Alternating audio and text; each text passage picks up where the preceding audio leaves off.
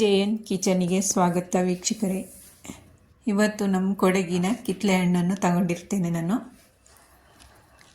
ಇನ್ನು ನೀಟಾಗಿ ಸಿಪ್ಪೆಯನ್ನೆಲ್ಲ ತೆಗಿಬೇಕು. ವಿಡಿಯೋ ವಾಚ್ ಮಾಡುವವರು ಸಬ್ಸ್ಕ್ರೈಬ್ ಮಾಡಿಕೊಂಡು ವಿಡಿಯೋವನ್ನು ವಾಚ್ ಮಾಡಿ, ನಿಮ್ಮ ಫ್ರೆಂಡ್ಸ್ ಫ್ಯಾಮಿಲಿಗೆ ಶೇರ್ ಮಾಡಿ, ಸಪೋರ್ಟ್ ಮಾಡಿ.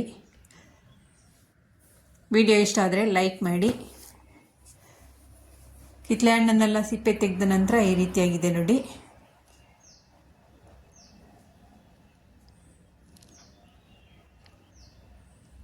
ಇದರೊಳಗಿರುವಂತಹ ಬೀಜನೆಲ್ಲ ತಗೊಳ್ಬೇಕು. ಒಂದು ಜಾರ್ ತಗೊಂಡಿದ್ದೇನೆ ನಾನು, ಅದಕ್ಕೆ ಹಾಕೊಳ್ತಾ ಇದ್ದೇನೆ.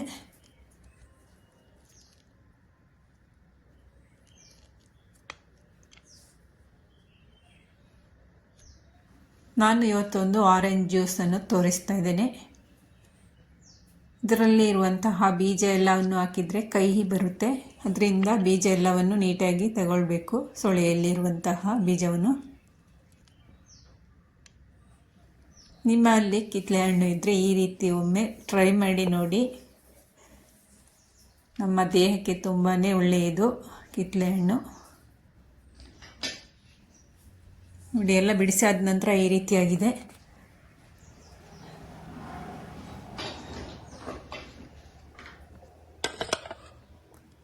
ಇವಾಗ ಬಿಡಿಸಿಟ್ಟಿರುವಂತಹ ಸೊಳೆಯನ್ನೆಲ್ಲ ನಾನು ಜಾರಿಗೆ ಹಾಕೊಳ್ತಾ ಇದ್ದೇನೆ.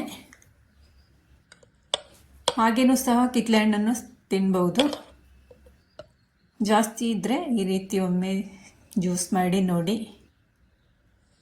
ಇವಾಗ ನಾನು ಸಕ್ಕರೆಯನ್ನು ಹಾಕೊಳ್ತಾ ಇದ್ದೇನೆ. ಕಿತ್ತಳೆ ಹಣ್ಣು ತುಂಬ ಸ್ವೀಟ್ ಇದ್ದರೆ ಸ್ವಲ್ಪ ಸಕ್ಕರೆ ಸಾಕು, ಹುಳಿ ಇದ್ದರೆ ಸ್ವಲ್ಪ ಜಾಸ್ತಿ ಹಾಕ್ಕೊಳ್ಳಿ.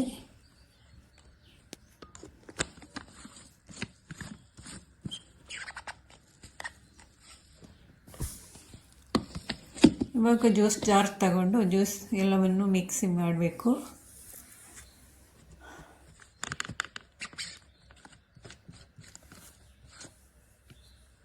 ಈ ಥರ ಆಗಿದೆ ನೋಡಿ. ಈಗ ಒಂದು ಪಾತ್ರೆ ಇಟ್ಟು ಅದಕ್ಕೆ ಸ್ಟ್ರೈನರ್ ಇಟ್ಟು ಇವಾಗ ಸೋಸ್ಕೊಳ್ತಾ ಇದ್ದೇನೆ.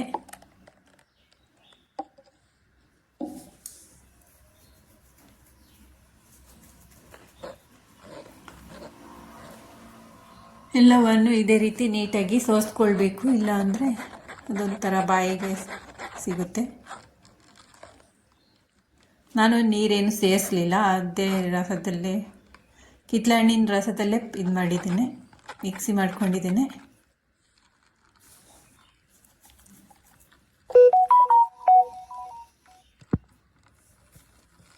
ಎಲ್ಲವನ್ನು ಇದೇ ರೀತಿ ಸೋಸ್ಕೊಳ್ತೇನೆ ನಾನು.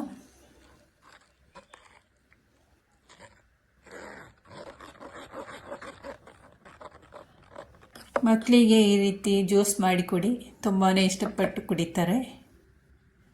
ನೋಡಿ, ಸೋಸಿ ಆದ ನಂತರ ಈ ರೀತಿಯಾಗಿದೆ. ಇದಕ್ಕೆ ಬೇಕಾದರೆ ನೀವು ನೀರನ್ನು ಸಹ ಹಾಕ್ಕೊಳ್ಬೋದು. ನಾನು ನೀರೇನು ಹಾಕಲಿಲ್ಲ. ಇವಾಗ ಜ್ಯೂಸ್ ಕಪ್ ತಗೊಂಡು ಇದಕ್ಕೆ ಹಾಕ್ಕೊಳ್ತಾ ಇದ್ದೇನೆ.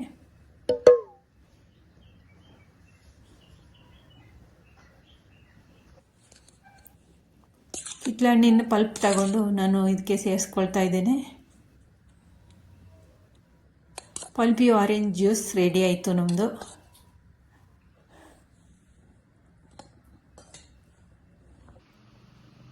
ನೋಡಿ, ಫೈನಲಿ ಈ ರೀತಿ ರೆಡಿ ಆಯಿತು ಜ್ಯೂಸ್, ಆರೆಂಜ್ ಜ್ಯೂಸ್.